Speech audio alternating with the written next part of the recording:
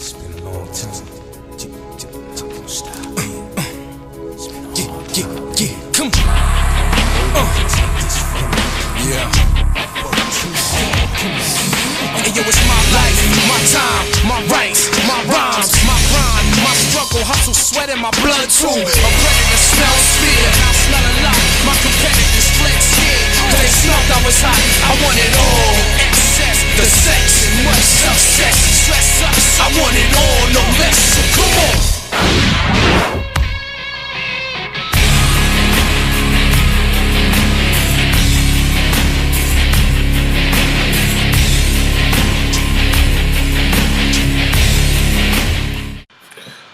What up, it's your boy T-Bird here on the reaction. So, this video I'm about to react to is a video called 10 Wrestlers You Forgot Wrestled for Impact Wrestling. It's from Cultaholic.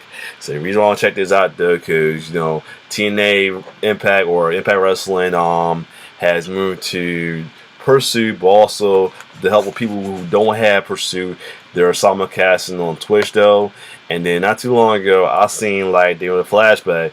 And one of us I did not know for sure that was in there is the cover of the thumbnail, Shinsuke Nakamura.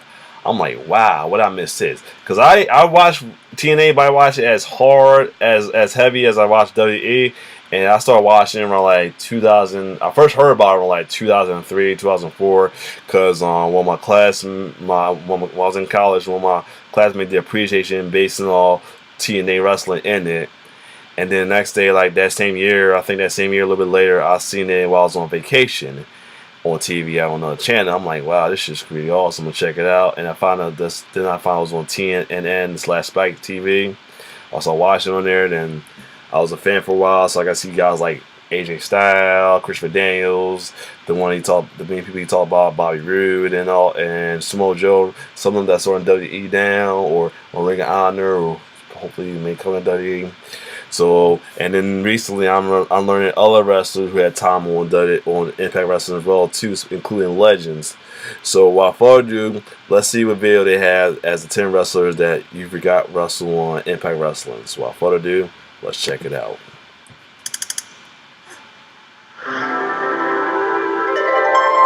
We all know that a fair few WWE superstars once wrestled for TNA, Impact Wrestling, Global Force Wrestling, whatever you want to call it, during their time. Whether they be legends like Kurt Angle, I was gonna like Walt Culture, damn, oh well. Sting, Kevin Nash, and Booker T, or talent molded by the promotion such as Samoa Joe, Bobby Roode, Xavier Woods, and most famously AJ Styles. But TNA was never all that much of an exclusive club, and as such, many a famous wrestler today has had a televised experience with the company. Some as part of a squash match, or perhaps as part of an underwhelming and forgettable run. And in this list, we'll be looking back at those. I'm Adam Pachisi from Cultaholic.com, and these are 10 wrestlers you forgot wrestled for Impact. But before we get started, I just want to lay down the ground rules, because rules are fun.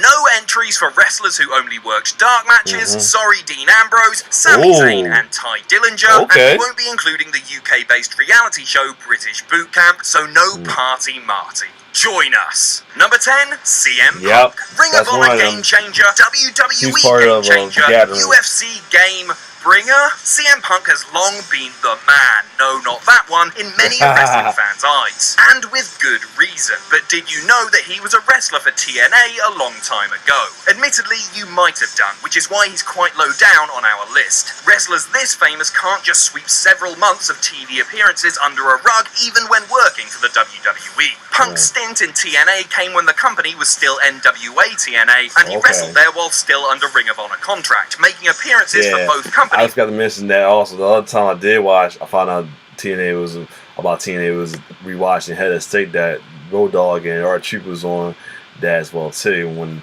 Mace Gillian went in the wrestling ring. Between 2003 and 2004, the future Best in the World was debuted as part of a new stable headlined by Raven, at the time a major player in TNA and regular main eventer. But after breaking from the group as part of a heel turn with then tag partner Julio De Niro and forming an alliance with Father James Mitchell, Punk was told that the team hadn't connected with the audience the right way, and an apparent real-life scuffle with Teddy Hart didn't help things either. Punk would move back to being exclusively on TV for Ring of Honor, and the rest is history. Number 9, Tommaso Ciampa. Okay. Tommaso Ciampa is somewhat of a unique case of a WWE wrestler performing for Impact in that he did so after debuting for NXT. That said, it wasn't like Ciampa was kicking the prospect of a WWE deal in the balls or publicly shaming Triple H for ever approaching him though. It was actually just the reality of the times, wherein Ciampa had wrestled on an Impact TV taping months before his NXT debut, but the episode hadn't aired for Impact yet. Wrestling as part of a 3-way X Division match with Zema Ion and new NXT prospect Trevor Lee, Ciampa hardly excelled like he does in NXT these days, but he was decent nonetheless. His one-off appearance making the rounds on dirt sheets at the time, but being remembered by hardly anyone in the years since, making him a forgettable, albeit unique Impact wrestler. That's why I don't like this, because I'd rather see like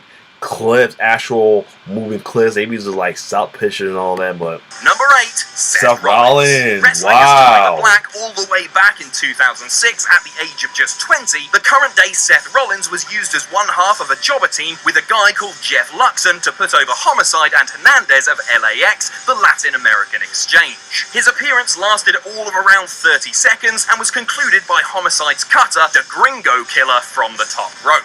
Rollins' stint may have only been for a short time, but for a talent whose development has been so attached to the WWE and Ring of Honor before then, this may come as a surprise for many. 30 seconds of TV time during a one-off squash appearance counts towards this list, right? Number 7, Sanada. Current New Japan Pro Wrestling star and member of the company's famous LIJ stable, Sanada is a wrestler who's undergone quite the transformation in recent years, which is why it's probably hard to remember that he was once a member of the Impact roster and, in fact, a former TNA X-Division champion. Wrestling for the brand between 2014 and 2015, Sanada was actually already TNA X-Division champion after winning the belt in a match for Japanese promotion. Yeah, I remember him. Sanada, spelled in the normal way as opposed to the all-caps version he uses in New Japan, was given a push right out of the gate, debuting alongside Yazoo and the Great Muta of all people in a 6-man cage match at Lockdown 2014 in March. He even retained the belt in a 6-way ladder match against Davey Richards, Eddie Edwards, Crazy Steve, Tigra Uno, and Manic that summer before eventually dropping the gold to Austin Aries. It was a time of chaos in TNA and audience numbers were way down, not to mention that Sanada's shine diminished somewhat towards the end. But to know that a now successful New Japan Pro Wrestling talent like Sanada was once wrestling for TNA at a time many had given up on the promotion will be surprising to many.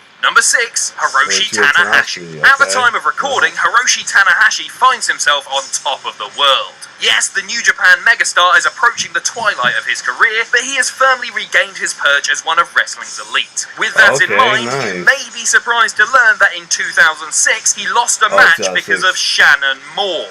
Yes, at Final Resolution 2006, Tanahashi made a special appearance in TNA, taking on none other than AJ Styles. What a dream match. Well, almost. There were several things wrong with the match. The first being that it only just cracked the 10-minute mark. Secondly, Tanahashi lost because Shannon Moore accidentally hit him in the face with AJ's Mr. TNA plaque.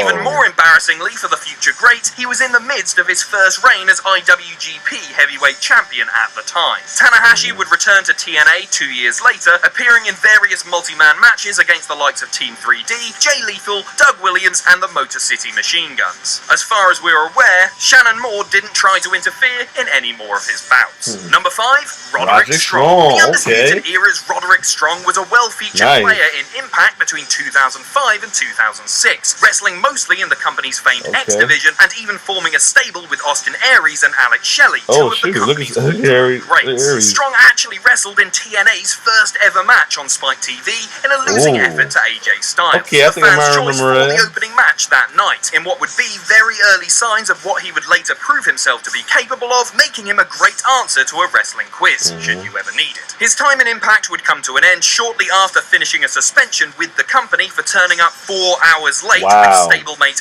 Aries at Against All Odds 2006, something Strong's reputation would take a while to overcome, but even with that baggage, the history-making match and reputable stablemates, Strong's run in the company seems almost completely overlooked and almost entirely forgettable. Number 4, Shinsuke Nakamura. He's arguably one of the best wrestlers of this century and a recognizable name both sides of the Pacific Ocean. But many forget that long before his time as a marquee signing to NXT, Shinsuke Nakamura had wrestled for Impact in both the US and Japan. In the US, he wrestled a short match with Elix Skipper that TNA inexplicably put on their B show Explosion, whereas in Japan, the IWGP Heavyweight Champion defeated Kurt Angle to unify two IWGP belts in a much better and longer match that TNA actually aired. It was hardly the most noteworthy of runs, but yes, before the WWE, there was Impact for Nakamura. Though, like a lot of major names on this list, he was hardly used appropriately. Number 3, Mil Muertes. Rocking a mask is always going to indicate a mysterious past, but delve into that of Lucha Underground mainstay and overall scary presence, Mil Muertes, and you'll find that he was one. I wanted so bad to watch Lucha Underground, but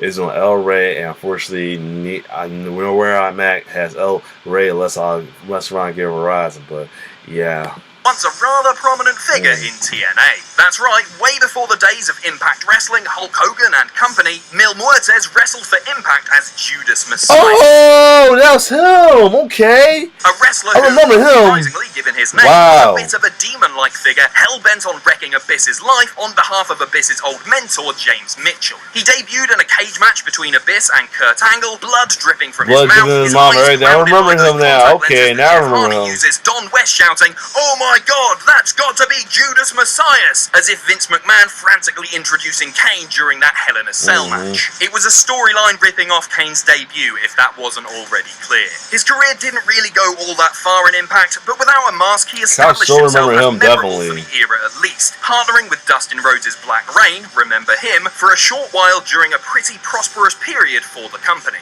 You'd never know it now from looking at him as the physically intimidating masked wrestler, but he was once a bit of a goof in Impact, though a physically dangerous one, it must be said. Number 2, the Young Bucks. Nick and Matt Jackson are arguably two of the most remarkable wrestling stars on the planet right now. Their weekly episodic YouTube show, The Elite, draws hundreds of thousands of views every single week, while their part in the growth of New Japan and Ring of Honor can't be downplayed, and let's face it, we're all really bloody excited about All Elite Wrestling. But rewind to 2006 when the pair were only just into their 20s, and the Bucks went by the name of Generation Me in TNA. Presented as an uber babyface tag team akin to the likes of the Rockers from the late 80s, the Bucks were a far cry from what they've become, and often treated as nothing more than flashy cannon fodder for the bigger, more established teams in the company at this time. Now megastars of international wrestling and some of the most handsomely paid talent in all of pro wrestling, the Young Bucks aren't often associated with their time in Impact, but have been shaped by it nonetheless, often citing it as a time that taught them to stick to who they are and do things their way.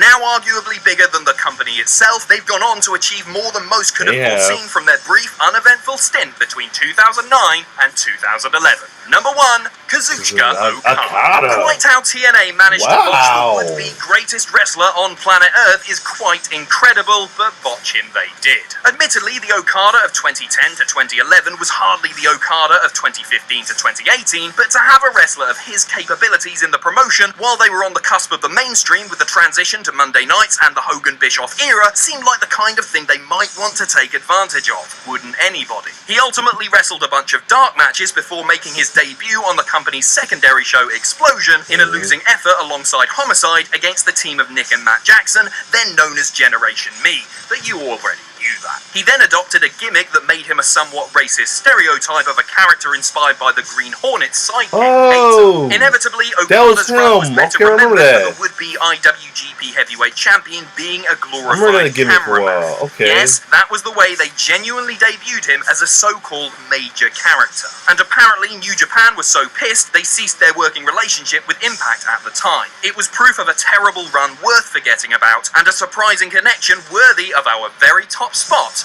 on this list. So that's our list. Let us know what you think in the comments below, and you can follow me on Twitter here. Yeah, so first off, last time I do anything about them, because I don't, it's just as bad as woke culture, though. Maybe I wanted this woke culture new name. Like, because they're too, I don't like when they do top 10s or flashback of wrestling, it's just all commentary and pictures. I like video clips or anything, stuff like that. Like actual clips, seeing them in action though. But other than that, it was surprising seeing some of them wrestlers. I mean, I heard about St. Paul. I recently heard about Nakamura last seen the match though. The other ones they got to mention is the Briscoe brothers though. They was on there as well too. They did. It was a job. I forgot who they jobbed to. And now, but yeah, I knew about Generation. I knew about Generation. Well, Young Bucks as Generation Me because sometimes I keep calling them Generation Me sometimes. And yeah, the other ones like I had to see their original gimmicks at the time to figure out. I remember this was this and that. Like I remember Okada with that, and I remember what's the other one they said that was. Who's the other one they said that was what they was that was on that's on New Japan. What's his name? Yeah, Sonata. I remember Sonata. Definitely remember Sonata. And El Murte, I remember that as Judas Mercedes. I always remember because I remember that entrance too. Now Seth Rollins and they know. And see, that's what another reason why I'd rather see video clip than actual pit than the screenshots pictures because they ain't get a clear look at what seeing Seth Rollins look back in TNA. And then Ciampa, wow, as well too. Roddy Strong, I think I might have seen that match when he was on there. And the other one from New Japan, they said was on there. Who's the other guy they said was from New Japan?